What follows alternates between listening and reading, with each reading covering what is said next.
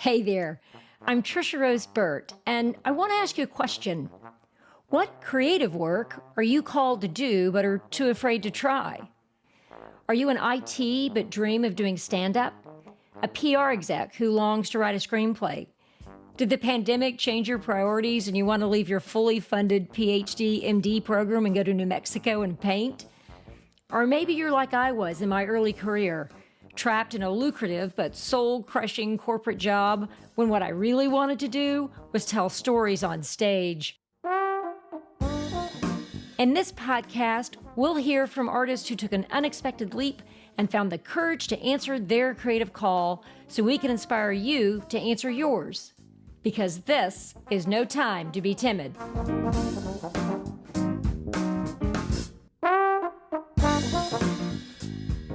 Welcome to the show.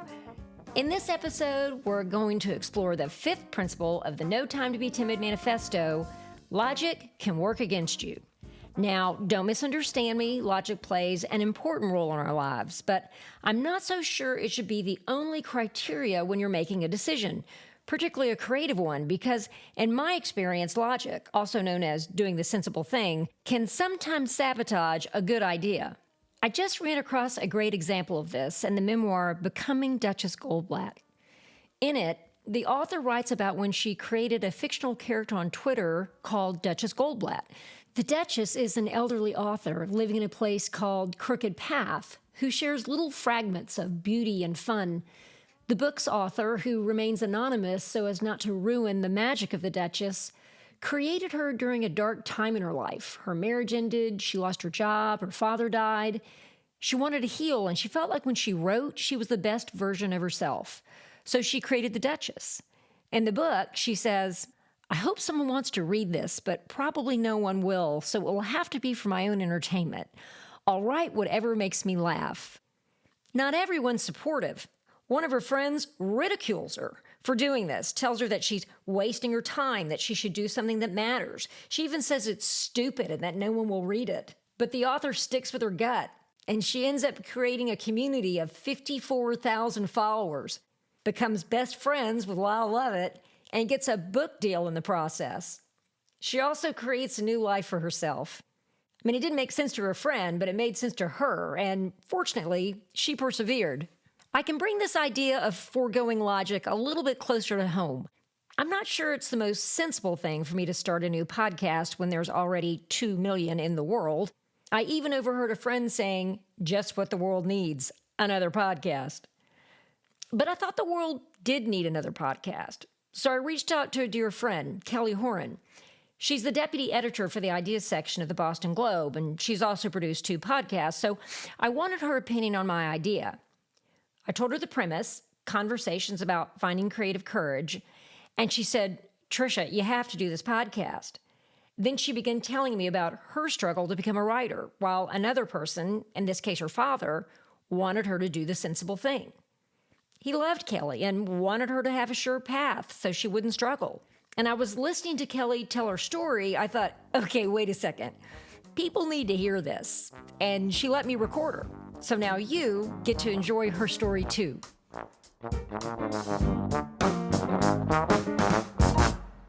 Okay, so St. Paul's School is a prep school in Concord, New Hampshire.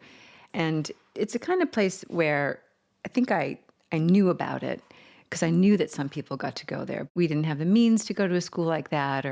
So when I found out that they had this advanced studies program, I kind of set my sights on doing that. So I just wanted to work really hard and get into this program that was just for kids from New Hampshire who had kind of, a little bit of academic aspiration. But I got in, and I was so thrilled. And there were 2 programs there that really appealed to me. One was in French, and I had been studying French since I was a very little girl and dreaming of Paris as though I knew the place, and doing insufferable things like wearing black eyeliner and sneaking cigarettes and wearing a beret and, being very moody, just like I thought all good French girls were. And there was also a media studies course, which was learning about television and radio and newspaper journalism and all the things that went into that. And both of those 2 areas were very exciting to me. And when it came time to choose, I made it clear which one I wanted. And my father said, well, no, you'll be going for chemistry. And that was just so, I mean, no one has ever accused me of being adept at anything in the sciences. I am science curious, but I had a chemistry teacher in high school who used to come up behind me and say, tell me, what through these giant hoops you wear in your ears are you channeling? Because I know you're not hearing me. And it's true. It was just my eyes would glaze over. I tried to remember the periodic table of elements. I couldn't. I tried to care about what happened in my petri dish. I didn't. But my father was really adamant. And if I was going to go to St. Paul's and if he was going to scrape together the money for me to do so, this is what I was going to study. And at St. Paul's then, the advanced studies program was a 6-day-a-week thing. So you had intensive courses Monday through Friday, and every Saturday was an exam. And everyone also took a creative writing class, which was my salvation. It's where I just relaxed and found ease and flow and all the things that I now know when I recognize it, that's the direction I lean into. But then I thought, well, if it's easy, unless it's causing me pain and distress, it must be suspect. So the teacher and his assistant, it was a professor and a grad student from Princeton. And we were doing in a 6-week course, a semester of freshman level college chemistry. And I was so lost. And I would just sit in these classes, and they were very long classes. And I was surrounded by everyone much smarter than I was. And it was just murder for my self-esteem in all possible ways. And then every Friday night I would be I wish I could remember his name. He was such a nice man, this professor. I would be in his apartment on campus at St. Paul's weeping because I did not understand the material. I didn't understand it. And he would try so hard to break it down. No one wanted to be my lab partner because I was feckless. I approached chemistry the way I do cooking. It's like, a little bit of that, a little bit of this. Let's just see what happens. And, sometimes it tastes good, sometimes it doesn't. So no one even wanted to be my lab partner. So my margin of error for my lab reports, because you also had to turn in a lab report once a week, was huge. I mean, whereas most people would come in with, a 0.05 range, I was like, well, let me tell you. And I began to approach my lab reports as though they were creative writing assignments. And I drew things in the margins, and I had little word bubbles, little dialogue bubbles, explaining what had gone wrong. I described sort of like some of the Cheeto I was not supposed to be eating in class falling into the plate, and that catching fire, and that maybe threw off the results. And I would just write. Basically, it was a long apology for why there was no science.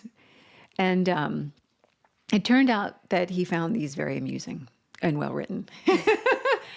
And so the mercy of St. Paul's is that they didn't grade. You passed or you didn't pass or you did really well. I can't remember what the distinction was. But it was basically like you knew if you didn't make it, but they didn't make a big deal about letting you know you failed.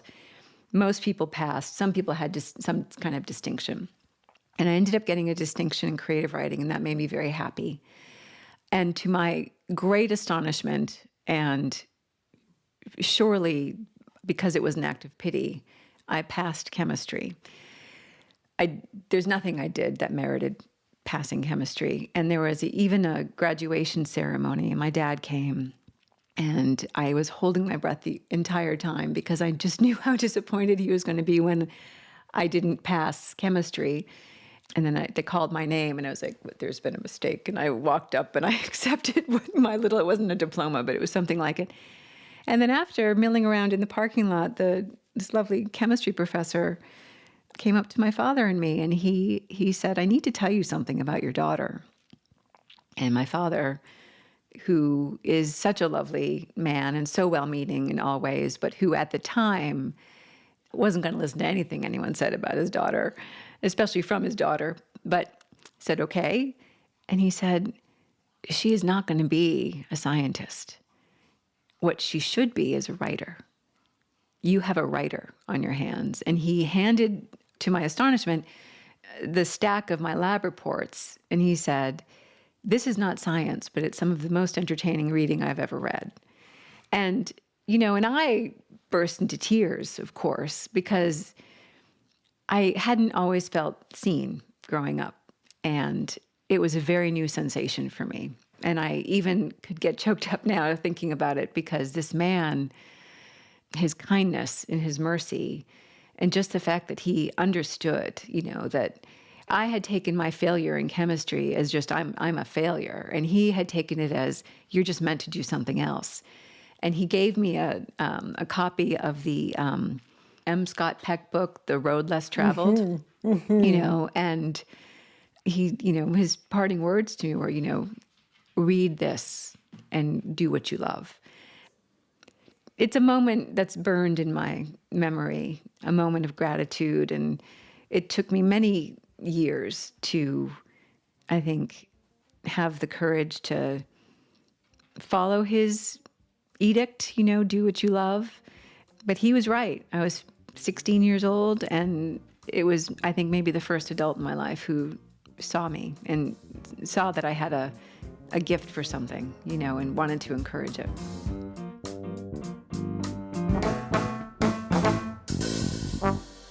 I love that story so much for a lot of reasons, but because I had a similar experience, like many of us did, trying to meet someone else's expectations of what they thought made sense for us.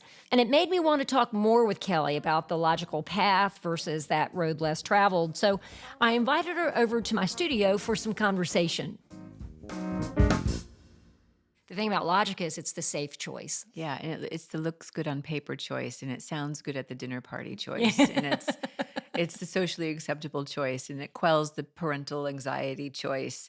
But I think the choice you have to make is the one for your soul. And I'm still in my own life in this moment, edging my toes up to the precipice, and still trying to take certain leaps because I'm listening to my soul, and my soul is going, help me. Yeah.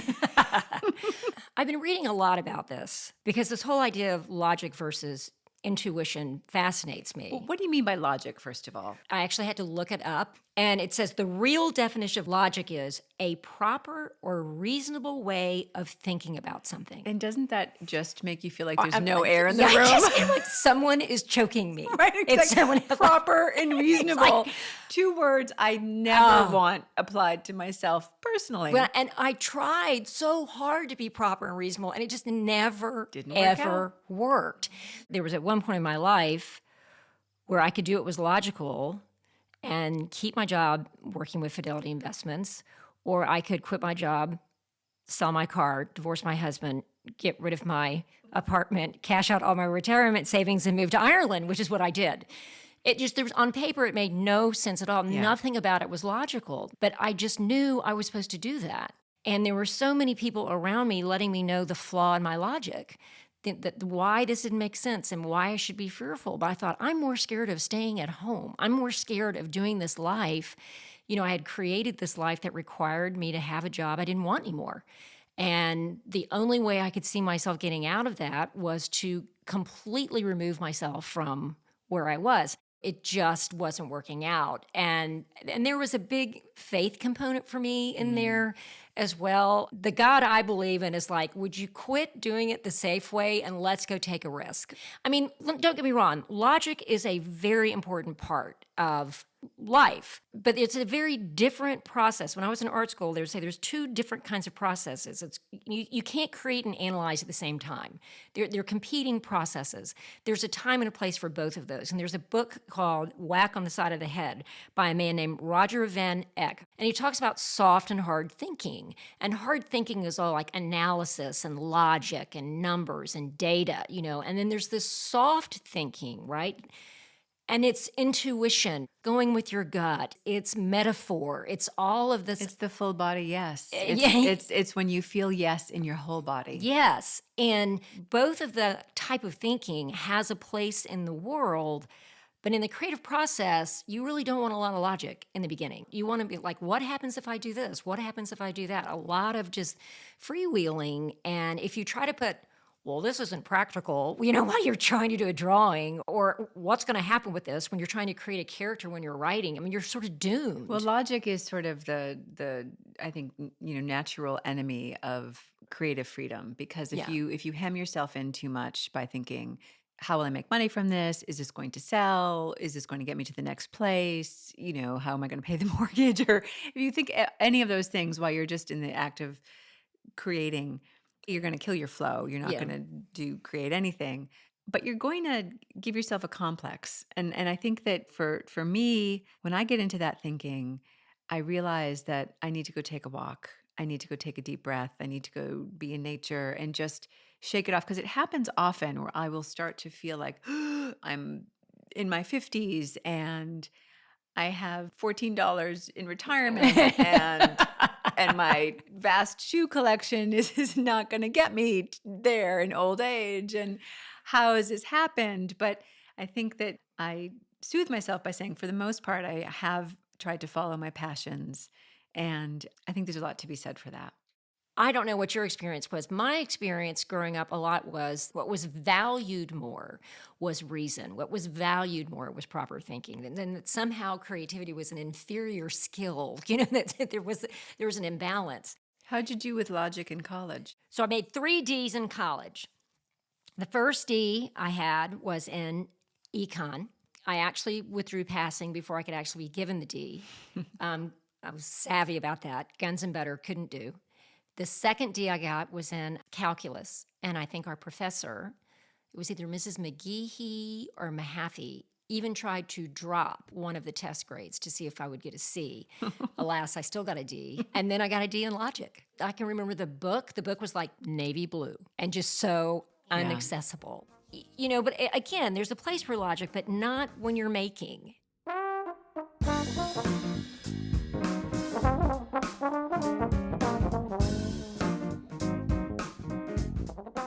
We'll get back to the second half of our conversation in a moment, but right now I want to tell you about our sponsor, Interabang Books, a Dallas-based independent bookstore with a terrific online collection. At Interabang, their dedicated staff of book enthusiasts will guide you on your search for knowledge and the excitement of discovery. Shop their curated collection online at interabangbooks.com. That's Interabang, INTERABANG books.com.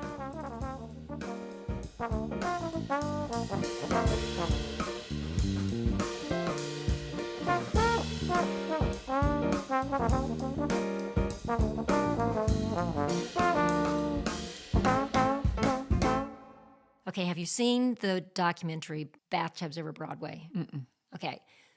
I love this documentary so much. Everyone needs to go watch it. It's written and directed by a man. I don't know if he directed it, but I know a man named Steve Young wrote it. And it's about industrial musicals. There's a whole industry where they did musicals for like Hardee's and John Deere. I mean, that would be their annual meetings, would be these huge Broadway musicals that would cost like $3 million to produce for one night. So he found all of these musicals. He researched all these industrial musicals. It's just fabulous. And at the end of it, though, I mean, this was not something he planned on doing. He was a comedy writer for David Letterman and got kind of just obsessed with these industrial musicals and just followed it down this trail that led him to a world he would have never imagined if he hadn't taken that risk. And at the end of it, he says, this is his quote, "Life can be so rich and wonderful when we step off the logical path and embark on eccentric adventures." I love that so much. I think it really also squares with how I want to age. I see people aging without an abiding passion, and I see their loneliness. And I realize that if you don't nurse an abiding passion when you're younger, you won't have one later. Well, chances are you won't have one later. And I think that it's the abiding passion that keeps us alive. I help oversee the ideas section of the Boston Globe. And one of my favorite contributors who came to me out of the blue a year and a half ago is a 94-and-a-half-year-old man who writes like a dream and who has a crystalline memory for the details of his life. And he was being named Man of the Year last weekend. Oh, wow.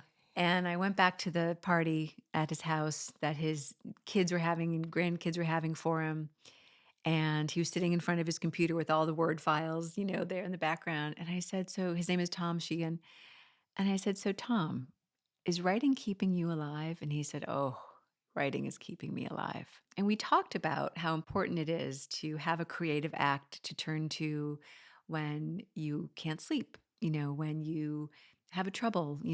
There's been loss in his life. It hasn't felled him. The through line has been his creativity.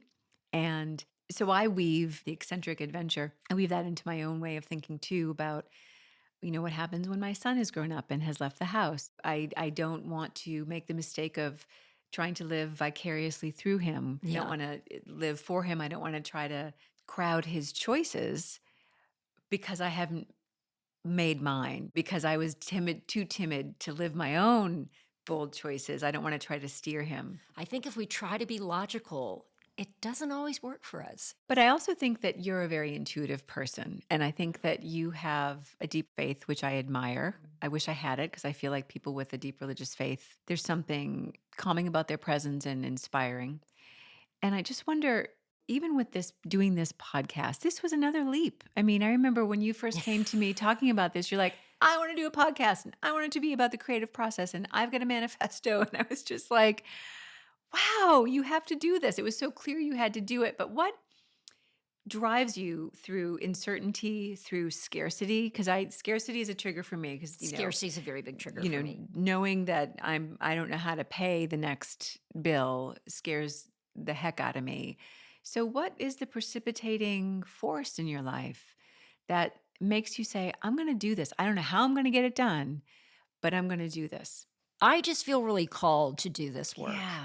Since 1993, I have not made any choices that were made with the conventional criteria. That has been my blessing and real challenge, is to follow this sort of different set of criteria, which has been more about being led and saying yes to the risky places. Every single thing that is good in my life is because I decided to become an artist. That's everything. It made no sense at the time. Yep.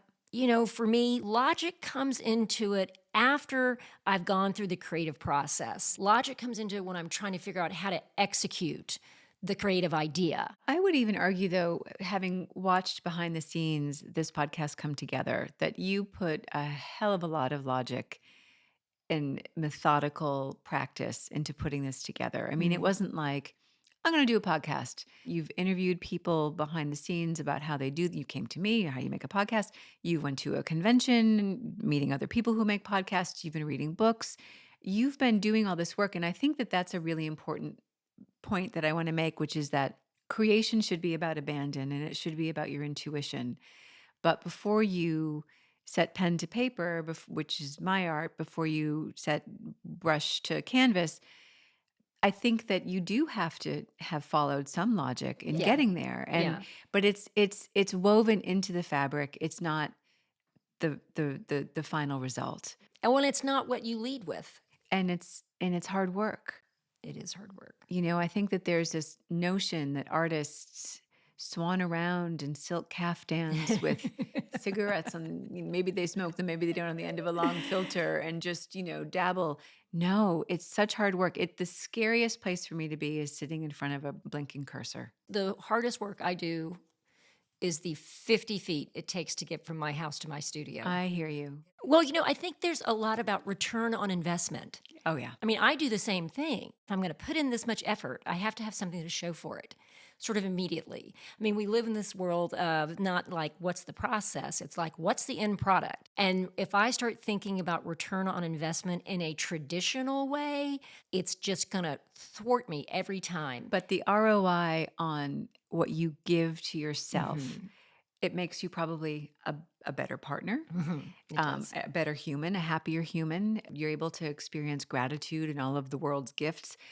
I think that the return on investment is not the traditional one. It's so important to think about things that way. There was a linear path set before me, and I have had a circular path. I've had a doodle of a path. I've been all over the place in my life. And in the moment, I think, what am I doing? How does this make sense? And then I look back on it and I think I had to do that thing in order to be able to meet the person who led me to do that thing, in order to be able to have the experience that inspired me to do that thing. And so it's like, it does make sense. It ultimately makes sense. And that's when I think you have to have faith in yourself that it's going to work out.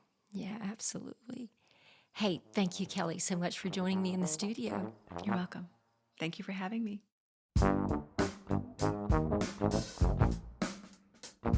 I'm so glad Kelly stopped by for the visit. Now, here's a couple of questions for you to ponder. Do you want to step off the logical path to embark on an eccentric adventure? If so, how can you make that happen? Are you nurturing a creative passion that you can carry with you in your older years? And a reminder to all of us, in the first phases of a creative project, make sure to allow time to explore and imagine. We need to save the logic for the practical phase when we're trying to execute our ideas. As Albert Einstein said, logic will get you from A to B. Imagination will take you everywhere. If you haven't had a chance to download the No Time to Be Timid manifesto yet, make sure to visit my website, triciaroseburt.com. And while you're there, please reach out and give us some feedback about the show. We'd love to hear your thoughts. And if you feel like this is no time to be timid in your own life, then maybe I can help you with that. In my private coaching practice, I help my clients to tell and live better stories. Some of them are artists and creatives who want to express themselves in a new medium. Others are leaders who want to motivate groups to take action. And many of them are business professionals who want to better communicate with their customers and employees. You can reach out to me at triciaroseburt.com. Thanks for tuning in. And I hope you'll join us for episode 6, Practicality is Overrated. We'll be talking with Rachel Perry, award-winning visual and performance artist who started art school in her late 30s while raising a first grader. Her risk paid off. Next year, she'll be participating in a performance at Carnegie Hall. And remember, this is no time to be timid.